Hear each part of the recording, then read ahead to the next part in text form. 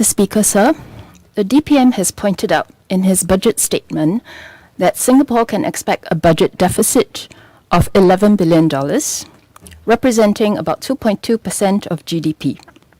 This can be attributed to the COVID-19 resilience package. As it stands, why $11 billion and not, say, $22 billion is the prudent budget deficit figure can only be answered by a select few. Because the national reserves remain a national secret, we must take the DPM's word for it. But in the interest of the nation, especially during these tough economic times, I must raise the question again, as many others before me have done so, and ask if it is time to make our national reserves part of our national conversation. Our elected president carries the responsibility of safeguarding our reserves. But we still remember President Ong Teng Cheong's unsuccessful attempt to know the size of the reserve he was supposed to protect. I would like to seek a clarification from the DPM. Is the current president aware of the exact size of our reserves when she made decisions on its drawdown? While I do not yet know the answer to that question, I do know that members of parliament are being asked to vote on a budget that would require a drawdown on our reserves without knowing its size.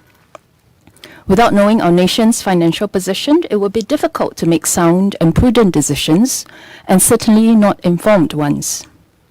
So again, I ask that more transparency with regards to the national reserves be made, if not only that Singaporeans better understand the rationale for difficult decisions like the need to raise the GST to 9% in the future. Last year, the government committed nearly $100 billion through various packages to support Singaporeans and the economy through the COVID-19 crisis. In a report released by the Ministry of Finance on the impact of the COVID-19 budget measures, it was stated that MAS estimated that the 5 budgets in 2020 supported GDP growth by 5.5% in 2020, representing only about $28 billion. Did Singapore get a bang for its buck? MAS also estimated that the measures saved or created 155,000 jobs. To put the numbers in perspective, if we were to pay 155,000 people $4,000 a month, it would cost us $7.4 billion per year. $100 billion is sufficient for 13.4 years of payment. Can MOF give a fuller accounting of the benefits of the budget measures and an assessment of whether those resources have been used effectively and efficiently? Each transfer ended up somewhere. For example, the Job Support Scheme or JSS payments either saved jobs or were paid as additional wages or stayed in the employer's bank accounts.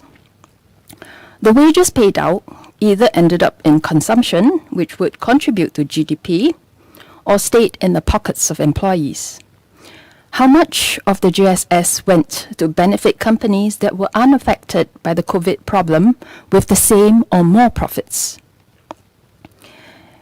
In the same MOF report mentioned earlier, it was stated that the transfers did not result in such a high spend on consumption because of safe distancing. More benefits will come later when demand returns.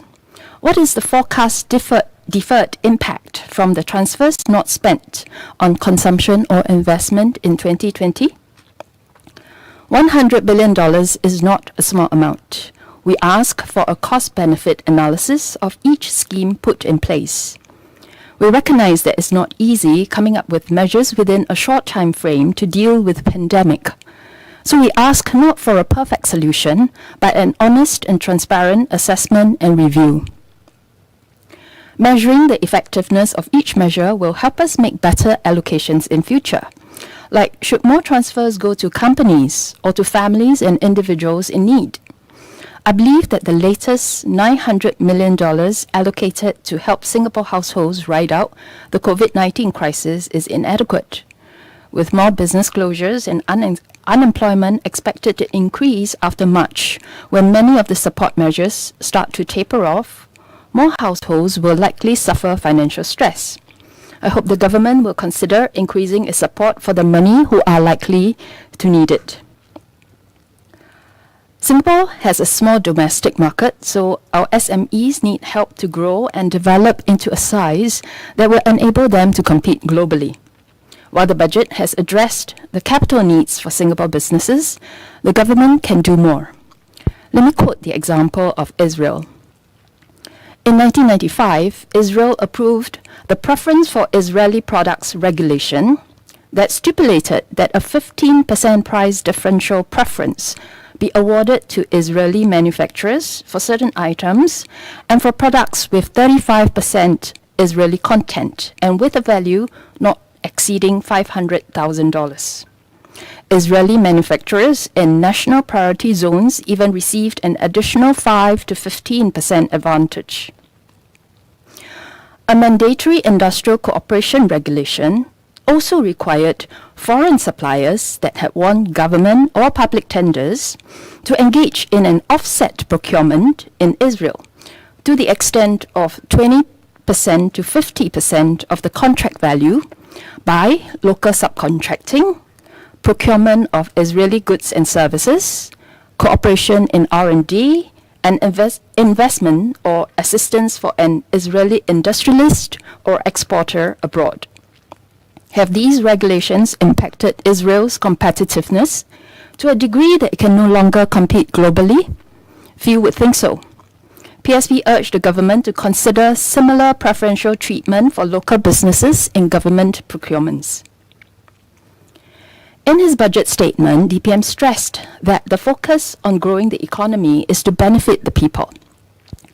To this end, PSP would like to suggest that the government set a target for the wage component of our GDP to ensure that the fruits of economic development are enjoyed by its people. According to SingStats, in 2020, wages formed about 43.6% of GDP, while operating surplus of corporates and other organizations formed about 56.2% of GDP. The operating surplus was 29% higher than wages. In comparison, according to OECD statistics, the German wage component of GDP was 54%, while operating surplus was 37%. Their wage component was 45% higher than the operating surplus component. Similarly, in the UK, the wage component was 53% of GDP and the operating surplus 39%. In the US and Switzerland, the numbers also compare favorably. If we want to ensure that our people enjoy the benefits of this economic growth, we should set an initial target of having the wage component form at least 50% of GDP.